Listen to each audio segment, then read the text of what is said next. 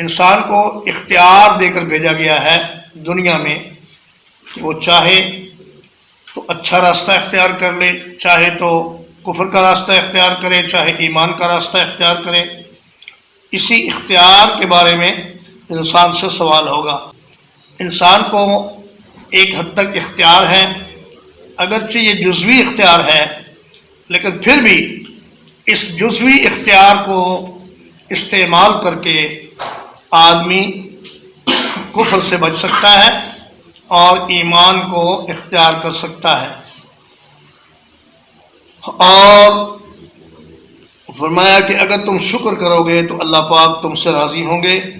یرضہ لکم اصل میں ہے یرضاہ لکم، اور ان تشکرو چونکہ شرط ہے اور جواب شرط پر جزم آتی ہے، اس لیے یرضاہ پر جب جزم آئی تو اس نے اس کے الف کو اڑا دیا۔